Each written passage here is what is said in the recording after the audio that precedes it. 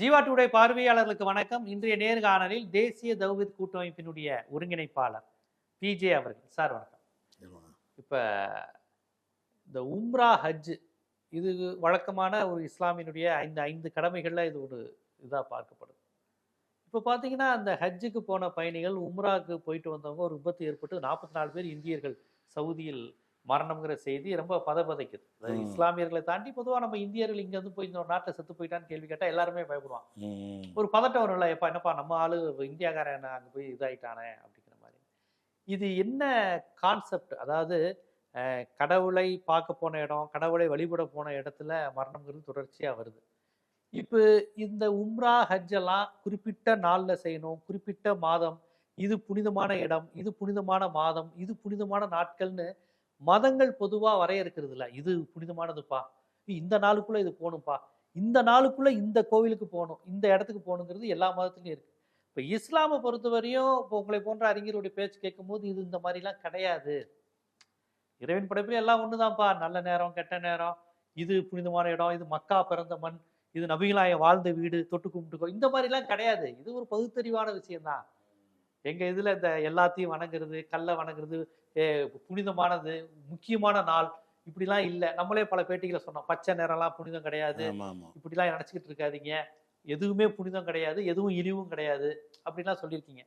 இப்போ இந்த உம்ரா ஹஜ்ஜெல்லாம் அந்த குறிப்பிட்ட மாதத்தில் பண்ணணும், குறிப்பிட்ட நாளில் பண்ணணும், இப்படிங்கிற ஒரு கான்செப்ட் வரப்போய் தானே அந்த ஆட்கள் நெரிசல் கூட்டம் எல்லாம் அந்த குறிப்பிட்ட நாள்ல பண்ணணுங்கிற அந்த விளைவு தானே இந்த மாதிரி விஷயங்கள்லாம் நடக்குது.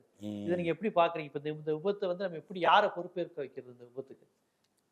அதாவது விபத்துக்கு பொறுப்புங்கிறத முதல்ல ஹஜ்ஜி உம்ரா இந்த ரெண்டையும் பற்றி விளங்கிக்கிறணும். ஹஜ்ஜின்னு சொன்னால் அது நம்ம இஷ்டத்துக்கு பட்ட நேரத்திலாம் செய்ய முடியாது.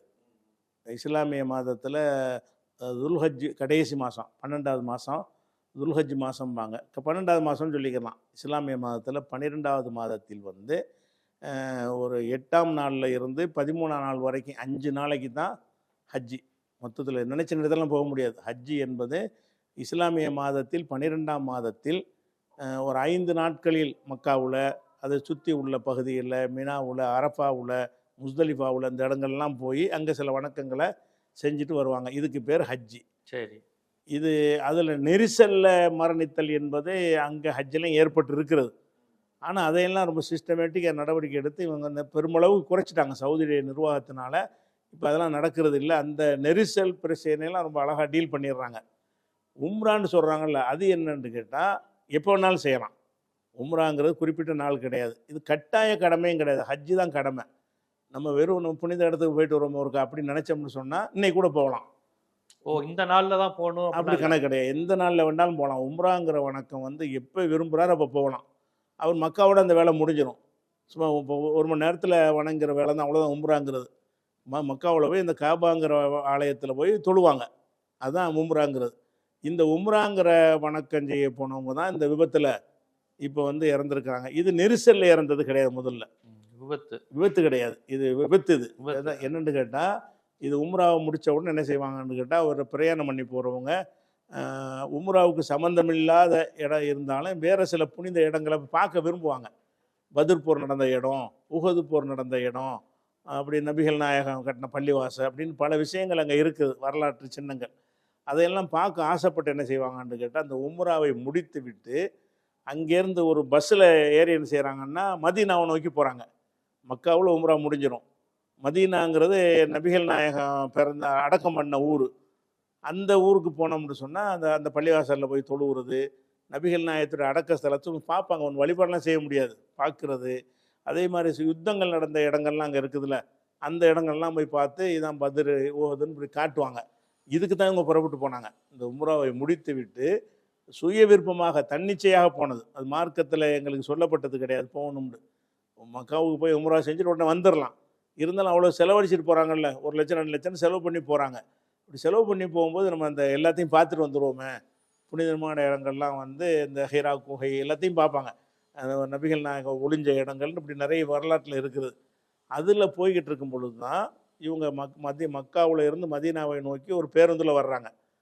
எதிர்த்தாப்பில் ஒரு டேங்கர் லாரி, டேங்கர்னால் டீசல் நிரப்புன டேங்கர் லாரி, டீசல் சப்ளை செய்யக்கூடிய ஒரு டேங்கர் லாரி ஒன்று வருது. இது ரெண்டும் மோதி கொண்டதில் தான் இந்த விபத்து ஏற்பட்டிருக்கு. அந்த நாட்டை பொறுத்த வரைக்கும் இந்த சாலைகள்லாம் பிரமாதமான சாலைகள். அதனால அவங்களுக்கு வந்து சாதாரணமாகவே 100 கிலோமீட்டரில் போகிறதுக்கு அவங்களுக்கு அனுமதி இருக்குது. பஸ்ஸில் போனாங்க. நம்ம நாட்டில் 100ல் போக முடியாதுல்ல. நம்ம நாட்டுடைய சாலைகளில் 100 கிலோமீட்டரில் போக முடியாது. அங்கே போகலாம். அங்கே இப்போ 100லாம் போகணும். 100 விட கம்மியாக வந்தால் ஓரமாக ஒதுங்கிக்கிறோம், அப்படி சைடு அடித்து பின்னாடி போயிடணும். அந்த மாதிரி இருக்கிறதுனால கடும் வேகமாக அந்த வாகனம் ஒரு 100 கிலோமீட்டர் வேகத்தில் பஸ்ஸு வருது. இந்த கார்களுக்கு 150 கூட போகலாம். கார் வச்சுருந்தாங்கன்னு சொன்னால் அவங்களுக்கு அதிகபட்சம் 150 கிலோமீட்டருக்கு அந்த நாட்டில் அனுமதி இருக்குது.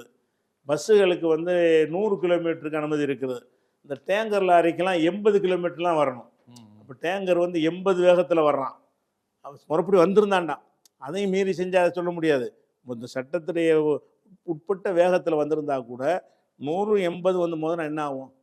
100 கிலோமீட்டரில் மோதக்கூடிய வரக்கூடிய ஒரு வண்டியோட 80 கிலோமீட்டர் வரக்கூடிய 2 மோதிருச்சுன்னு சொன்னால் சுக்குநூறை தெரிச்சு போயிடும். அந்த ஸ்பீடுனாலே, அந்த ரோடு அமைப்பின் காரணத்தினால, அதிக ஸ்பீடுனால அந்த விபத்தை ஏற்படுது. முக்கியமாக அதிகமான ஸ்பீடாக போகிறதுனால விபத்து ஏற்படுது. பிரேக் அடிக்க முடியாது. அந்த மோதின வேகத்திலே பெரிய சேதாரங்கள் ஏற்படும். அந்த வகையில் தான் இந்த விபத்து நடந்திருக்கிறது. இதில் வந்து அந்த 100 தாண்டி போனால் அதெல்லாம் விசாரணைக்கு பிறகு தான் தெரிய வரும். 100க்கு மேலே போனானா, அல்லது இவன் 80க்கு மேலே வந்தானா, அல்லது யார் வந்து தூங்கிட்டானுங்களா, அது வண்டி ஓட்டுற டிரைவர் தூங்கிட்டானா, எந்த பக்கம் தப்பு இருக்குது, ராங் ரூட்டில் போயிட்டானா, அப்படிங்கிறதெல்லாம் இன்னும் விசாரித்து தகவல் வரல. இது வந்து முதல்ல இறந்தாங்கங்கிற விஷயம் டேங்கர் லாரி மோதல் மட்டும்தான் வந்திருக்கே தவிர, சவுதி அரசாங்கம் விசாரித்து அறிக்கையை தாக்கல் பண்ணும்போது யார் மேலே தப்புன்னு தெரிய வரும். அதனால் வந்து இது வந்து அது போக இந்த உம்ரான்னு சொல்லக்கூடியதெல்லாம் என்னென்னு கேட்டால் இண்டிவிஜுவலாக போக மாட்டாங்க. ஏன்னா நம்ம தெரியாத ஊரில் போய் தனியாக போய் என்ன ஒன்றும் தெரியாது. அதுக்காக என்ன செய்வாங்கன்னா, அந்த உம்ராவை நடத்துறதுக்குன்னு சர்வீஸ் நடத்தக்கூடியவங்க இருக்கிறாங்க. உம்ரா சர்வீஸ்ன்னு சொல்லி அது தொழிலாக பண்ணக்கூடியவங்க இருக்கிறாங்க. அவங்க என்ன செய்வாங்கன்னா, குரூப்பாக அழைச்சிட்டு போவாங்க. ஒரு 100 பேர் அளவுக்கு சேர்த்துக்கிட்டு 100 பேர் அங்கே தங்குறதுக்கு ஹோட்டல் புக் பண்ணுவாங்க. அவங்க அது இருக்கிற நாள் வரைக்கும் சாப்பாடு ஏற்பாடு பண்ணுவாங்க. அங்கே போய் முடித்தவொடனே வேறு எங்கெல்லாம் போகணுமோ அதையெல்லாம் கூட அந்த இதில் அந்த பிரயாண திட்டத்தில் சேர்ப்பாங்க. அப்படி இருக்கிறதுனால தான் ஒரு பெரும் கும்பலாக மாட்டினது. கும்பலாக போன காரணம் என்னென்னா, கும்பலாக தான் கூட்டிகிட்டு போவாங்க. நான் தனியாக கூட உம்ராவுக்கு போகலாம், ஆனால் அது நமக்கு தெரியாது, ஒன்றும் எங்கே தங்குறதுன்னு தெரியாது, தெரியாத ஊரில் போய் மாட்டிக்கிறோமேங்கிறதுக்காக வேண்டி இந்த குரூப் வழியாக தான் போவாங்க. இவங்க கைடு வச்சுருப்பாங்க. இந்த குரூப் நடத்துகிறவங்க வந்து மதீனாவுலையும் ஆள் வச்சுருப்பாங்க, மக்காவுலையும் ஆள் வச்சுருப்பாங்க. இவங்க அழைச்சிக்கிட்டு போய் சாப்பாட்டிலேருந்து தங்குற இடம் வரைக்கும் கொடுத்துருவாங்க. கொடுத்து முடிச்சுட்டு அவங்க ஏற்கனவே செஞ்ச அக்ரிமெண்ட் பிரகாரம் மதீனாவை கூட்டிகிட்டு போகிறதாக அக்ரிமெண்ட் இருக்கிறது. அதுக்கு அந்த அவங்களோட பேக்கேஜில் வந்தவங்களையெல்லாம் கூப்பிட்டு போயிருக்கிறாங்க. அதில் ஒரு குடும்பத்தை சேர்ந்தவங்களே 18 பேர் இருந்திருக்காங்க. எல்லாம் வந்து ஹைதராபாத்துக்காரங்க. தெலுங்கானாவில் உள்ள ஹைதராபாத், ஆந்திரா, தெலுங்கானாவில் உள்ள ஹைதராபாத்துக்காரங்க தான் அவ்வளோ பேருமே. அதில் சின்ன சின்ன 3 தலைமுறை எல்லாம் சொல்கிறாங்க. அது அம்மா மகன் பேத்திங்கிற அளவுக்கு சின்ன பிள்ளைலாம் கூட கூட்டிகிட்டு போயிருக்கிறாங்க. அது சின்னதாக இருந்தால் பெரியதாக இருந்தால் நம்ம விபத்துன்னு சொன்னால் அது எல்லாம் தான். அது டீசல் டேங்க் வடிக்கும் உடனே பற்றிக்கிற வேகமாக பற்றி எரிஞ்சிடும். தீ பற்றினதெல்லாம் எரிய போயிட்டாங்கன்னு வைங்களேன். இதுதான் நடந்த சம்பவம். இந்த உம்ராவுக்கு வந்து பிரேக் போட்டுக்கிறோமா? 3 தலைமுறை தான்.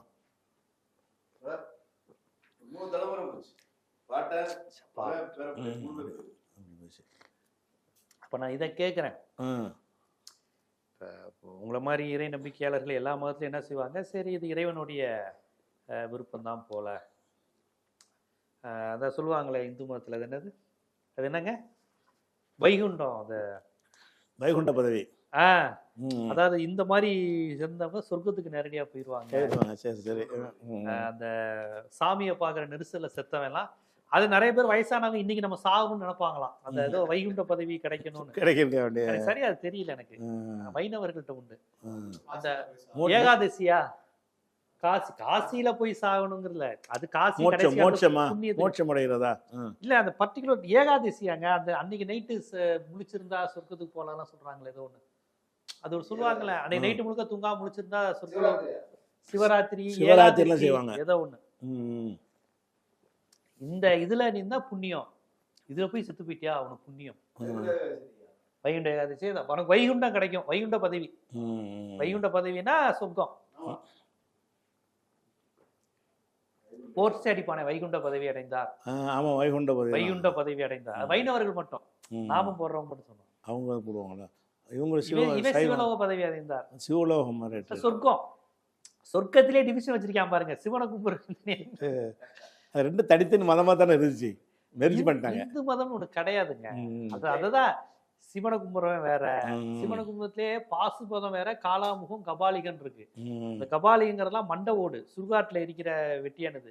பாசுபதங்கிறது வடக்கிருந்து நமக்கு வந்தது சிவனுடைய இது. இவங்க சொல்ற சிவனே பல்வேறு டைமென்ஷன்ல இருக்காங்க. வெட்டியான வேலை பாக்குறது தாங்க சிவன். சிவன் யாரு? அழிக்கின்ற கடவுள், புணத்தை எரிக்கிறவர். சொடலை மாடன் தான் சிவன். சொடல மாடன் திருநெல்வேலி மாவட்டத்தில் குலதெய்வ கோயில் உண்டு. சொடல மாடன் சுடுகாட்டு திருநூறு எடுத்து பூசுறவன். நம்ம சுடுகாட்டுல ஒரு நாடகம் டான்ஸ் ஆடுவாரா சிவபெருமான்? சிவபெருமான் சுடுகாட்டுக்காரு. அவர் அழிக்கும் கடவுள், காக்கும் கடவுள் விஷ்ணு, படைக்கும் கடவுள் பிரம்மன். ஆனா சக்தி வாய்ந்தவர் சிவன் தாங்கிறாங்க. அழிக்கிறவன் தான் சக்தி வாய்ந்தவன். சிவன் வந்து அழிக்கிறவர் தானா? ஆமா. காக்கும் கடவுள் விஷ்ணு. இப்ப நீங்க எல்லா மதத்தையும் நீங்க வந்து அல்லாஹ்ட்டே எல்லா பேடனையும் நீங்க கொடுத்துருக்கீங்க பாரு. இந்து மதம் பாருங்க, விஷ்ணு தானே அழிக்கிற கடவுள், விஷ்ணு காக்கும் கடவுள். அப்படியா? இல்ல இந்து மதத்தை பாருங்க, ஒவ்வொரு டிபார்ட்மெண்டா பிரிச்சு, எப்பா நீரை பாத்துக்கோ, நீ ப்ரொடக்ஷன் மட்டும். இதுல எல்லாரும் சந்தோஷமா இருக்காங்களா? அப்பப்ப டிஸ்டர்ப் பண்றதுக்குன்னு ஒருத்தர் இருப்பான், நாரதர். அவர் போய் டிஸ்டர்ப் பண்ணி விடுப்பா, எல்லாரும் நல்லா இருக்கேன். அப்புறம் அதை தீக்கிறதுக்கு ஒரு அவதாரம். எப்படி அவன் டிஸ்டர்ப் பண்ணி விடுவா. பேசிக் லாஜிக் மூணு பேர் பிரிச்சு விட்டா பலையினம் தானே. நீ கேமரா பார்த்துக்கோ, நான் பேட்டி அடிக்கணும், அது பலையினம் தான். உங்களால கேமரா எடுக்க முடியாது, நீங்க பலையினம் தானே. நடுவில் மூணா பிரிக்கும் பொழுது அது பலையினம் உச்சம் தானே. இதுல இவங்களுக்குள்ள சண்டை வரும், நீ பெரியவனா நான் பெரியவனா, அந்த சண்டையும் நடக்கும். நாரதர் வந்து நாராயணா பண்ணிட்டு போவாரு. பாது அதே அது ஏன் இந்து மத கதையில் இன்ட்ரெஸ்டா இருக்குன்னா இந்த மாதிரி ஜாலியா இருக்கும். ஆமா. சிவன் குளிக்க போகுது, பார்வதி குளிக்க போகுது, ஒரு அழுக்கு எடுத்து ஒருத்தனை பிள்ளையார ஊட்டி வைக்குது. சிவன் என் பொண்டாட்டி குளிக்கதோ என்னை பார்க்க கூடாதுன்னு சொல்றியா, அவனை தலையை வெட்டிடுறான். உடனே யானையை கொண்டு வந்து இங்க வச்சிடறாங்க.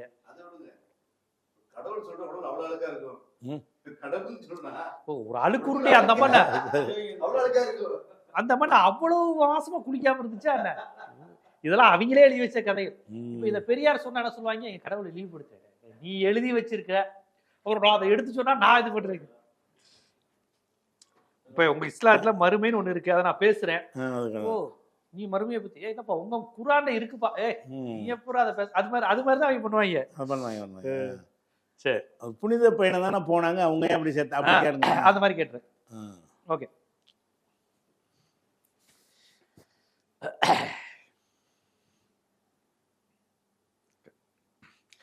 இந்த விபத்து அப்படிங்கிறது யாருமே ஏற்றுக்கொள்ள முடியாது. எல்லார் மனசும் குழந்தைங்க, தாத்தா, சின்னவருக்கு குடும்பமே அழிஞ்சிருக்கு பாவம்.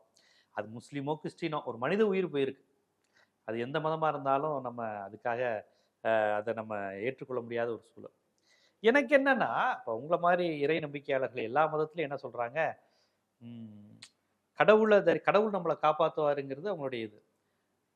மற்ற விபத்துகளை விடுங்க, வேற எங்கேயோ நடந்த விபத்து, கொள்ளைகளை கூட அவர் தடுக்கிறது நம்ம கேட்க வேணாம். அதை நாங்கள் மறுமையில பார்த்துக்குவோம், அடுத்த ஜென்மத்தில் பார்த்துக்கோன்னு சொல்றாங்க. இறைவனுடைய பணியை செய்வதற்காக போனவர்கள், இறைவன் விடுத்த கட்டளையை நிறைவேற்றுவதற்காக உம்ரா ஹஜ் அப்படி என்று போனவர்கள், அவர்களுடைய மரணத்தை கூட அல்லாஹ் தடுக்கலையா அப்படிங்கிற ஒரு கேள்வி வருது. இதை நான் ஒரு நாத்திகன்கிற மாதிரி கேட்கல, ரொம்ப ஒரு சாமானியனா கேட்கறேன். நான் ஒன்றும் நாத்திக வாதம் செய்வதா வேணாம், அது ஒரு பெரிய சப்ஜெக்ட், நான் அந்த வாதத்துக்குள்ள போல.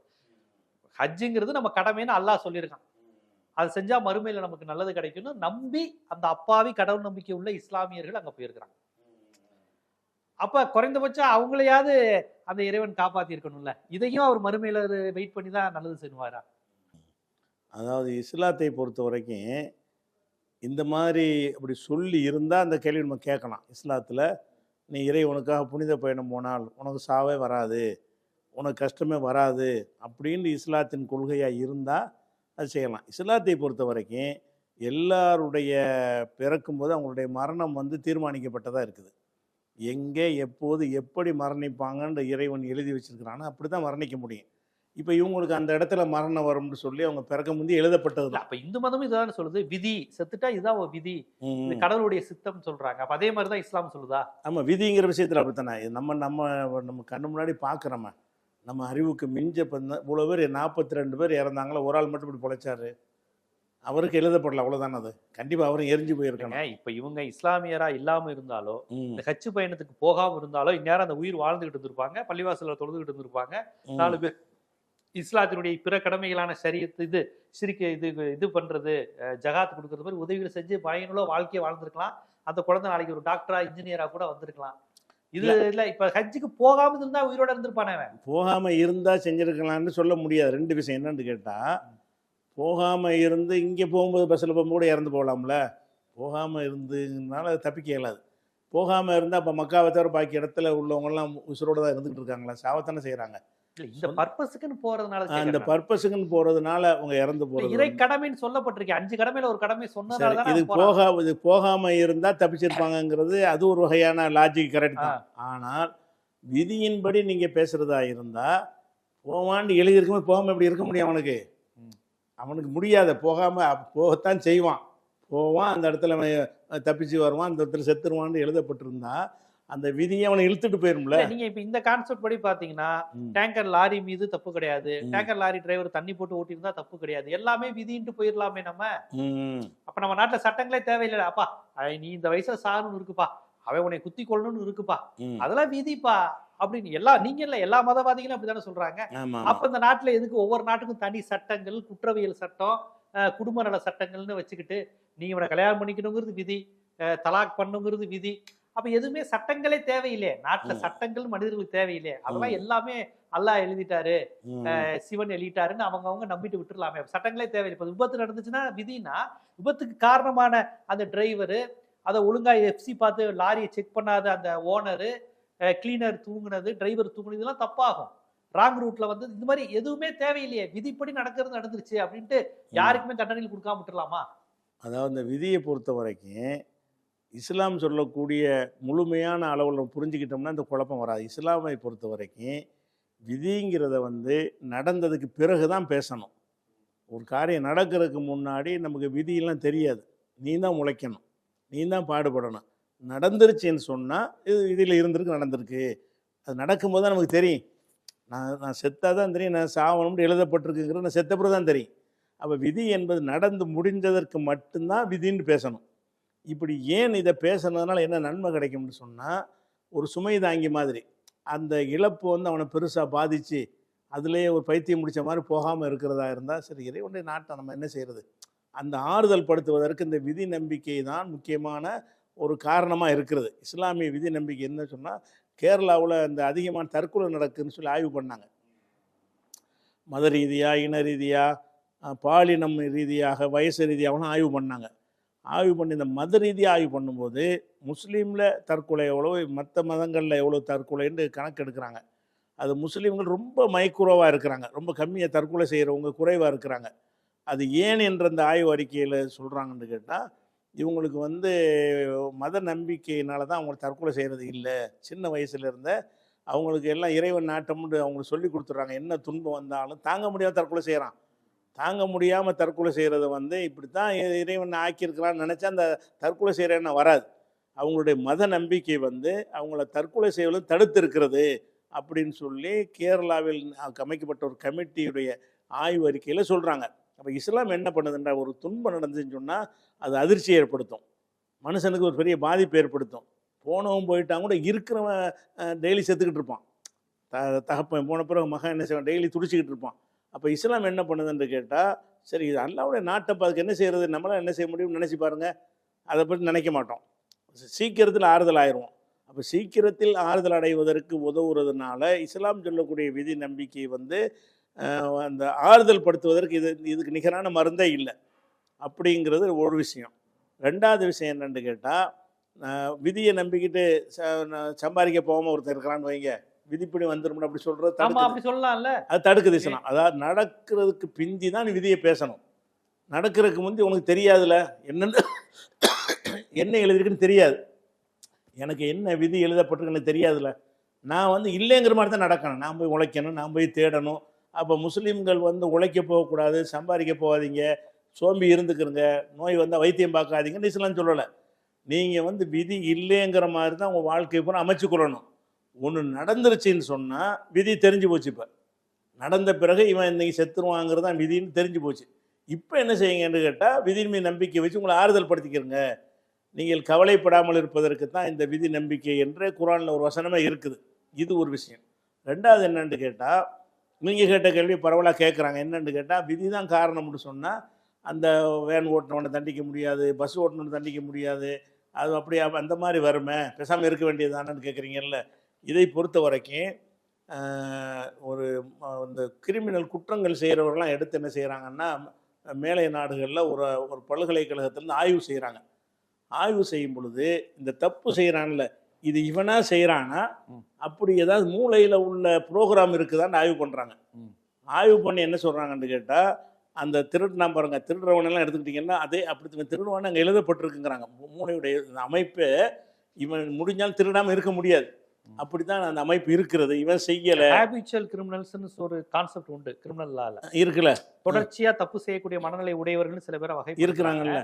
அது இவனா செய்யலை, இவன் செஞ்சான்னு சொல்ல இயலாதுன்னு சொல்லி ஆய்வு பண்ணுறாங்க. சரி, அப்படி சொல்லக்கூடியவங்க அவனை இவன் ஒருத்தன் திருடிட்டான்னு வைங்க, கேஸ் கொடுக்காம இருப்பானா?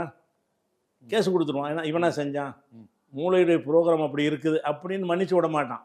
அப்போ மனிதன் என்ன செய்கிறான்னு கேட்டால், அந்த விதி ஒன்று இருக்கிறத விஞ்ஞானிகள் ஒத்துக்கிறாங்க. ஒரு விதமான ஒரு டைப்பில் ஒரு மனுஷன் இருக்கிறான்னு கேட்டால் மூளையில் அப்படி இருக்குது, மூளை அப்படி தான் இருக்குது. இல்லை, அப்போ இறைவனே அப்படி படைச்சிருக்கானா திருட சொல்லி? அதான் அர்த்தம், இறைவன் அப்படி தான் படைச்சதான் அர்த்தம். இருக்குன்னு இறைவன் தான் படைச்சிருப்பான். அப்போ திருட சொல்லி, தப்பு செய்ய சொல்லி, கொள்ளையடிக்க சொல்லி, ஒரு பாதக செயலை செய்ய சொல்லி, அறத்துக்கு எதிராக செயல்பட சொல்லி அல்லாவே ஒரு குறிப்பிட்ட குரூப்பை படைச்சிருக்கானா? இருக்கேன் அப்படிதான். அப்படி எல்லாம் அதாவது முதல்ல இறைவன் தான் படைக்கிறான் என்பதை நான் ஒத்துக்கிட்டேன்னு சொன்னா, மூளை இப்படித்தான் இருக்குன்னு சொன்னா அதை படைச்ச இறைவன் தானே, இல்லைன்னு அப்படி வேற ஆள படைச்சான். அப்ப இந்த இடத்துல அது அடுத்த கேள்வி. அதாவது முதல் என்னன்னு கேட்டா, விஞ்ஞானிகள் என்ன சொல்றான்னு கேட்டா, மனிதர்கள் செய்யற பல குற்றங்களுக்கு காரணம் அவங்களுடைய மூளை வடிவமைப்பு அப்படி இருக்கிறது, அந்த வடிவமைப்பில் இருந்தால் அப்படித்தான் அவங்க செய்வாங்க அப்படின்னு கண்டுபிடிச்சிடுறாங்க. கண்டுபிடிச்சாலும் நாம அதன்படி நம்ம முடிவெடுக்கக்கூடாது, அதை ஒரு உண்மையை அறிந்து கொள்ளணுமே தவிர, என் வீட்டில் ஒரு திருடி விட்டான் என்று சொன்னால் அவன் மூல அமைப்பு நம்ம அவனை போய் இப்படி தண்டிக்கிறன்னு நினைக்கக்கூடாது. நான் போலீஸுக்கு போகத்தான் செய்யணும். என் வீட்டில் ஒரு ஆளை கொலை பண்ணி விட்டான்னு சொன்னால் கொலை பண்ணுற அடிப்படையில் அவன் படைக்கப்பட்டிருக்கிறான் அப்படின்னு இருக்கக்கூடாது, கேஸ் போட்டு தான் செய்யணும். அப்போ விஞ்ஞானிகள் என்ன சொல்கிறாங்கன்னு கேட்டால், இந்த முரண்பாடுக்கு தீர்வு சொல்ல முடியலை, இப்படித்தான் இருக்குது, ஆனால் அதன்படி நம்ம செயல்பட முடியாது, நம்ம மனிதனாக தான் செயல்பட முடியுது, இதனுடைய நுணுக்கத்தை புரிஞ்சு கொள்ள இல்லைங்கிறாங்க. விஞ்ஞானிகள் என்ன சொல்கிறாங்கன்னு கேட்டால், நமக்கே தெரியுது இவனா செய்யலை, மூளை தான் செய்யுதுன்னு தெரியுது, ஆனால் நமக்கு அந்த அநீதி இழைக்கப்பட்டால் தண்டிக்கணும்னு நான் தான் நினைக்கிறேன். அந்த உண்மையை ஒரு பக்கம் ஒத்துக்கிறேன், ரெண்டு முரண்பட்டதை ஒத்துக்கிற கூடாது. ஆனால் நான் எப்படி இருக்கிறேன்னு கேட்டால், ஒவ்வொரு மனுஷன் எப்படி இருக்கிறான்னு கேட்டால், ஒவ்வொரு விஞ்ஞானி எப்படி இருக்கிறான்னு கேட்டால், இவங்க செய்கிற தவறுகளுக்கு மூளையில் உள்ள அப்படி ப்ரோக்ராம் தான் காரணம்னு ஒத்துக்கிறான். ஒத்துக்கிட்டு அதன்படி வாழ்க்கையில் நடக்க மாட்டேங்கிறான். அந்த தவறு செய்தவர்களை தண்டிக்கணுங்கிறான், நம்ம தண்டிக்கணுங்கிறான். நீ ஏன் தண்டிக்கிற, அவன் செய்யலையே, அவன் ப்ரோக்ராமில் தானே நடந்துச்சு அப்படின்னு சொல்லி இந்த விஞ்ஞானிகள் விட சொல்லலை. அவங்க என்ன செய்கிறாங்கன்னு கேட்டால், இதை நம்ம புரிந்து கொள்ள முடியலை, இவனைத்தான் நம்ம காரணமாக ஆக்க வேண்டி இருக்கிறது, இவன் காரணம் இல்லைன்னு தெரிகிறது அறிவியல் பூர்வமாக, ஆனால் நம்ம இவனைத்தான் காரணமாக ஆக்க வேண்டி இருக்கிறது. இதுக்கு ஏற்கத்தக்க ஒரு பதில் விஞ்ஞானிகள்கிட்ட இல்லை. அப்போ இதை புரிந்து இந்த முரண்பாடை தான் எதுக்குது, முரண் தான் இது. இந்த முரணை புரிந்து கொள்ளக்கூடிய வகையில் நமக்கு மூளைக்கு சக்தி இல்லை அப்படின்னு அல்லாஹ் பேரன்பாளன், கருணையாளன், அளவற்ற அருளாளன் அப்படின்னு தான் உங்களை போன்றவர்கள் எல்லாருமே போதிக்கிறாங்க. அப்போ அல்லாஹ் இந்த இடத்தில் ஏன் சதி செய்யறாருன்னு வருதுல்ல? எல்லாரையும் நல்லவங்களா படிக்காம எதுக்கு ஒருத்தர் திருடு அவன் செய்யற தவறுக்கு இப்ப அவன் பொறுப்பு இல்லைல்ல? திருடுறான், கொள்ளையடிக்கிறான், கொலை செய்யறான், பாலியல் வன்புணர்ச்சி பண்றான். இப்ப அல்லாஹ் மூளையில அப்படி டிசைன் பண்ணிருக்காருப்பா இப்படின்னு சொன்னா இது அப்புறம் என்ன? இப்ப உலகத்துல வாழ்றதுக்கு நல்லவங்க வாழ்றதுக்கே அர்த்தம் இல்லாம இல்ல. அப்படி சொல்ற மாதிரி தானே அறிவியலும் சொல்லுது. அதுக்கு என்ன சொல்றீங்க? இதே கேள்வி அறிவியலை விடுங்க, அதே கேள்வி அறிவியல்ல வருத. இல்ல நீங்க அல்லாவே சொல்லலங்க, அப்படிதான் இருக்கா இல்லையா?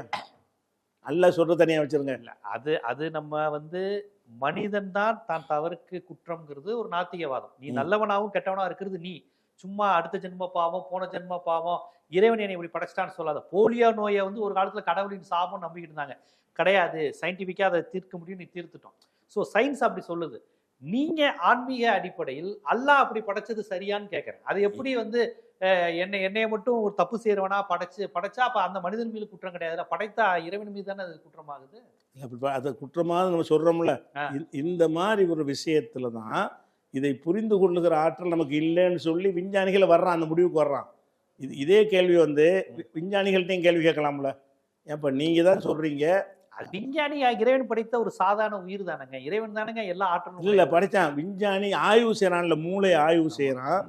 என் மூளை ஆய்வு செஞ்சுட்டு இவன் இது திருடக்கூடிய முறையில் இந்த மூளை வடிவமைக்கப்பட்டிருக்கிறது, இந்த மூளை இப்படி இருந்துச்சுன்னு சொன்னால் இவன் திருடத்தான் செய்வான்னு சொல்லி கண்டுபிடிச்சிட்டான். அப்போ விஞ்ஞானி என்ன சொல்கிறான்னா, நான் ஒரு திருட்டு பயலுங்கிறது என் மூளையில் இருக்குதுங்கிறத கண்டுபிடிச்சிட்டான். கண்டுபிடிச்சிட்டு நான் திருடினா சும்மா விடுவானா? அந்த விஞ்ஞானி சும்மா விடுவானாண்டா? அந்த விஞ்ஞானி என்ன செய்கிறான்னு கேட்டால் அதையும் சொல்கிறான், இவன் செயலுக்கு இவன் காரணம் இல்லைண்டு, இவன் செயலுக்கு இவன் தான் காரணம்னு சொல்கிறான். இந்த விதிங்கிற விஷயத்தை வந்து விஞ்ஞானமே முரண்பாடத்தான் நம்ப சொல்லுது, இதையும் நம்ப சொல்லுது.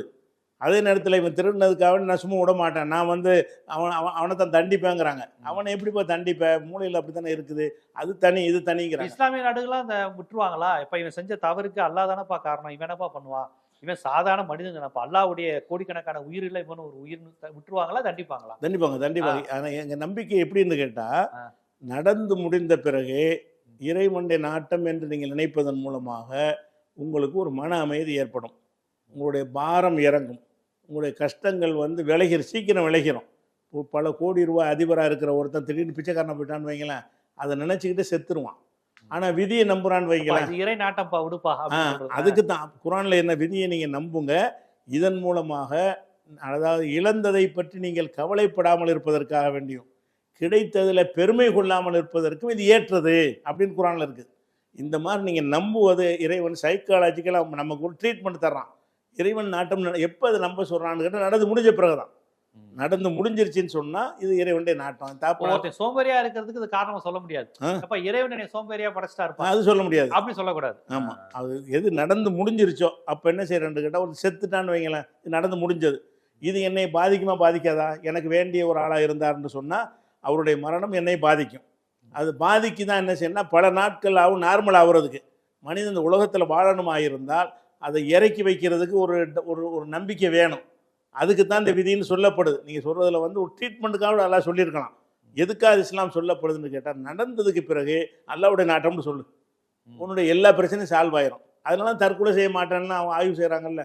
இன்றைக்கி வரைக்கும் நான் எங்கள் முஸ்லீம்கள் அதிகமான பேர் இந்த இறந்து போனாங்கல்ல 42 பேர், அந்த குடும்பத்தார் பேட்டி கொடுத்தாங்க பாருங்கள், ஒப்பாரி வச்சுட்டுலாம் கொடுக்கல, லைட்டாக எடுத்துக்கிட்டாங்க. அதாவது இந்த ஒரு 42 பேர் இறந்துருக்காங்க, ஒரு குடும்பத்தில் 18 பேர் இறந்துருக்காங்களே, அந்த குடும்பத்தார்கிட்ட டிவிக்காரங்க நேற்று முந்தின நாள் பேட்டி எடுக்கிறாங்க. ஸோ சாதாரணமாக உட்காந்து கொண்டு கவலை தோய்ந்த முகம் இருக்கிறது, ஒப்பாரி வச்சு அழுது பிரலாபிக்கலை. ஏன்னு கேட்டால் அல்லாஹ்வுடைய நாட்டம் அப்படி தான், இறைவன் நாடி இருக்கிறான் அப்படிங்கிறது வந்து எங்களை என்ன படுத்துன்னா ஆறுதல் படுத்துது. நடந்து முடிஞ்ச பிறகு இது வந்து நீங்கள் சொல்கிற மாதிரி கேட்குறதுக்கு அதில் வாய்ப்பு இருக்கிறது. அதை விட ஒரு பெரிய நன்மைக்காக வேண்டி என்ன செய்கிறோம்னால இந்த நம்பிக்கையை நாங்கள் நம்பணும். நம்புறது ஒரு ஆறுதல், ஒரு சைக்காலஜிக்கல் ஒரு ட்ரீட்மெண்ட் மாதிரி. இது என்ன நடந்தாலும் சரி அல்லாஹ்வுடைய நாட்டம்னு போங்க, எதுவுமே சீக்கிரத்தில் நாங்கள் நார்மலுக்கு வந்துடுவோம். கண்டிப்பா. இது உண்மையிலே ரொம்ப கிரிட்டிக்கலான கேள்வி தான். ரொம்ப இயல்பான உங்க மார்க்கத்தை பற்றி நீங்க எடுத்துரைப்பது என்பது வேற, மார்க்கத்தை எதிர்நோக்கி ஒரு விஷயம் வரும்போது அதை சொல்வேன், இது ரொம்ப கிரிட்டிக்கலான விஷயம். கடவுள் ஏன் இப்படி படைச்சாரு அப்படின்னு கேட்கறது வேற. கடவுள் படைச்சாரான்னு கேட்டா நீங்க அதுக்கு வழக்கம் சொல்லிருவீங்க. கடவுள் ஏன் இப்படி படைச்சாரு கேட்கறப்ப அதுக்கு பதில் சொல்வது ரொம்ப கடினம். ஆனா நீங்க அதற்கும் பதில சொல்லியிருக்கீங்க. ஏன்னா இந்த மாதிரியான கேள்விகள் எதிர்கொள்வது கொஞ்சம் கடினம் தான். நீங்க இந்த விவாதம்ங்கிறது அந்த நடப்பு சம்பவம், அந்த துயர் சம்பவம், நமது நாட்டு சட்டங்கள், சவுதி சட்டங்கள், ஆத்திக நாத்திக விவாதங்கள் பல்வேறு பாதைகளில் பயணித்து பல்வேறு பரிணாமங்களில் மக்களுக்கு புதிய செய்தியை தந்தவன்னு இருக்கு. உங்களுடைய கருத்து, உங்களுடைய பார்வையை மீண்டும் ஒருக்க அழுத்தமா மக்கள்கிட்ட சொல்லியிருக்கீங்க. உங்களுடைய நேர்காணல நாத்திகரும் பாக்குறாங்க, பிற மதத்தினரும் பாக்குறாங்க, உங்களை மாதிரியே ஓரிரை கொள்கை கொண்ட இஸ்லாமியர்கள், அப்புறம் கொஞ்சம் தர்காக்கு போற இஸ்லாமியர்கள் எல்லாருமே பாக்குறாங்க. பார்ப்போம் இந்த வாதங்களை அவங்களும் பழமையான உங்களுடைய பாணியை எப்படி எதிர்கொள்றாங்கன்னு நம்ம பொறுத்து வந்து பார்ப்போம். ரொம்ப நுட்பமான வழக்கமான பாணியில உங்கள் பதில்களை கூறியதுக்கு நன்றி.